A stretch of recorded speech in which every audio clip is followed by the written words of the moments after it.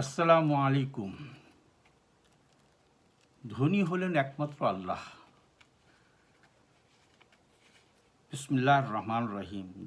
ধন বা রাজত্ব কারো চিরস্থায়ী বা একচেটিয়া হয়ে থাকে না।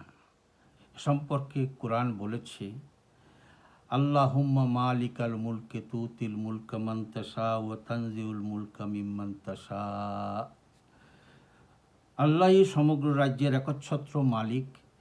তিনি যাকে ইচ্ছা রাজ্য দান করেন এবং যার কাছে হতে ইচ্ছা হয় তা কেড়ে নেন। সূরা আলে ইমরান ২৬ নম্বর আয়াত। বস্তুত দুনিয়ার বড় বড় রাজা, সম্রাট, বাদশাহ, জমিদার, কোটিপতি এরা কেহই প্রকৃত ধনী নয়। এরা ধন ও রাজ্যের মালিকানা নিরবচ্ছিন্ন আবর্তন ধারার একটি মঞ্জিল বিশেষ।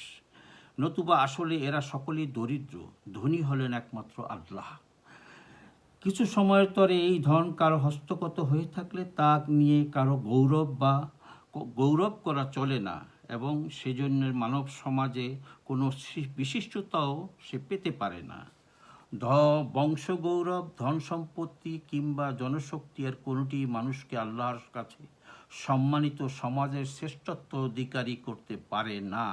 প্রকৃতপক্ষে আল্লাহর কাছে অধিক সম্মান এবং মানব সমাজের শ্রেষ্ঠত্ব লাভের একমাত্র উপায় হল পরিপূর্ণ ঈমান এবং তদনুযায়ী একনিষ্ঠ কর্মধারা, লিখেছেন মাওলানা মোহাম্মদ আব্দুর রহিম তার ইসলামের রাজনীতি ভূমিকা বইতে।